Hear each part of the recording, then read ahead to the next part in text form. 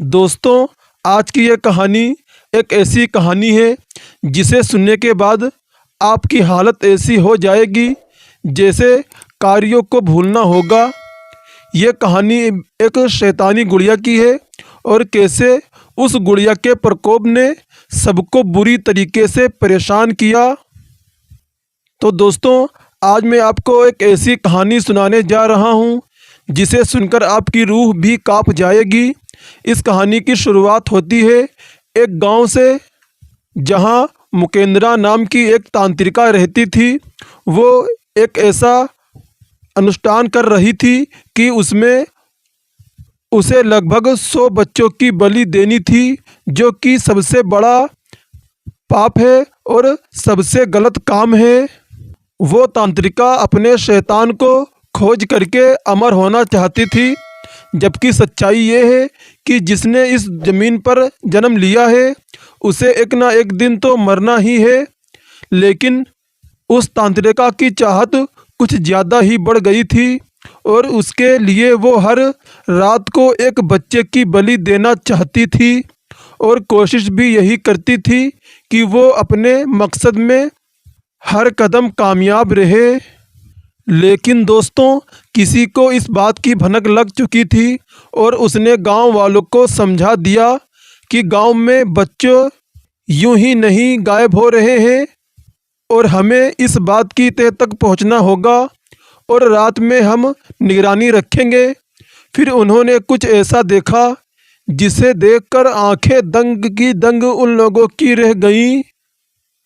उन गांव वालों ने देखा कि एक गुफा में एक काले कपड़े में एक औरत बैठी है और उसके सामने एक बच्चा पड़ा हुआ लेटा है और वो तांत्रिका साधना में विलीन हो गई है।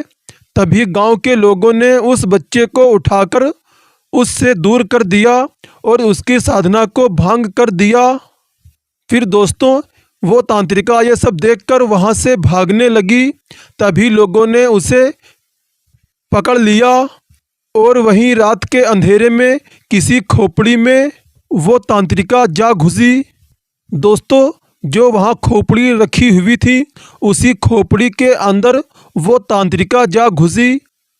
फिर सभी लोगों ने पूरी की पूरी खोपड़ी को ही तेल छिड़क करके आग लगा दी, जिसमें वो तांत्रिका का जलकर मरने लगी। मगर उसने अपनी तांत्र साधना से वहाँ पर पड़ी एक गुड़िया में अपनी जान डाल दी और गुड़िया को खोपड़ी के खिड़की से फेंकते फेंकते अपना प्राण त्याग भी दिया और उसकी जान निकालते ही उसकी जान उस गुड़िया में चली गई। फिर दोस्तों, यहाँ से उस खूनी गुड़िया का खेल शुरू होता है। फिर कुछ समय बाद वहीं उस गांव में कुछ नए लोग बाहर से रहने के लिए आए थे। उनमें एक बच्ची भी थी। जब वो लोग अपने घर में सो रहे थे तभी उस बच्ची को कुछ आवाज़ें सुनाई देती हैं और वो बच्ची उठ जाती है और उठने के बाद वो उठकर बाहर उस जली हुई खोपड़ी के पास पहुंच जाती है। ये वही खोपड़ी थी जिसमें उस तांत्रिका की आत्मा थी। वो बच्ची उस गुड़िया को देखती ही रही और उसे उठाकर अपने घर ले आती है। फिर वो बच्ची उस गुड़िया से बातें करने लगती है और इस तरह बच्ची के सहारे उस गुड़िया ने फिर से बच्चों को रात में बहकाना और अपने कब्जे में लेना शुरू कर दिया और धीरे धीरे बच्चों की मौत शुरू हो जाती है और अब तक उसने लगभग 4 बच्चों की जान ले ली थी। गांव वालों को लगा कि फिर से कहीं उस तांत्रिका का काम तो नहीं शुरू हो गया है और फिर से लोगों ने निगरानी शुरू कर दी, लेकिन उन्हें कुछ पता नहीं चल रहा था। तभी उनका ध्यान उन नए नए लोगों पर गया और उन लोगों ने कहा, यार, जब से ये लोग आए हैं तब से घटनाएं शुरू हो चुकी हैं। फिर गांव वालों में से एक आदमी जिसका नाम रमन था, उसने देखा कि एक बच्ची एक गुड़िया से बातें कर रही है, लेकिन उसको उस गुड़िया की कोई बात सुनाई नहीं दे रही थी। फिर उस आदमी ने रात में उस बच्ची के घर पर निगरानी रखना शुरू कर दिया और उसने देखा कि अचानक रात में दरवाज़ा खुला और उसमें से गुड़िया निकली और जंगल की तरफ चल कर के जाने लगी और वहीं जाकर बैठ गई जहाँ पर वो तांत्रिका बैठती थी। और साथ ही में वो गुड़िया मंत्र का उच्चारण भी कर रही थी। तभी एक बच्चा सम्मोहित होकर उसकी तरफ आने लगा और उसने बच्चे को वहीं पर मार डाला। ये देखकर रमन घबरा गया और वो वहाँ से भागा और उसने गांव के बहुत ही समझदार आदमी महेश को सारी बातें बताई। सारी बातें सुनकर महेश ने कहा, यार समस्या का समाधान हमारे गुरुजी देंगे। फिर दोस्तों वो लोग एक सुनसान जंगल में एक अघोरी बाबा के पास चले गए। तभी उसने उनकी मन की बात जान ली और उसने कहा, आओ बालक आओ आओ, वो गुड़िया कोई और नहीं, वो वही तांत्रिका ही है जो बच्चों की बलि दे रही है। बस मारने का तरीका बदल चुकी है। एक बच्ची का सहारा वो ले रही है और यदि उस बच्ची के गले में तुम ये तावीज़ डाल दोगे तो वो उसके सम्मोहन से मुक्त हो जाएगी और तुम उस गुड़िया को काले कपड़े से ढक ले देना और उसके बाद मेरे पास उस गुड़िया को ले आना और मैं उसे मंत्र के साथ गुड़िया को जला दूंगा। फिर दोस्तों रमन और महेश दोनों ने उस बच्ची के यहाँ जाकर उसके माता पिता को सारी बातें बताईं।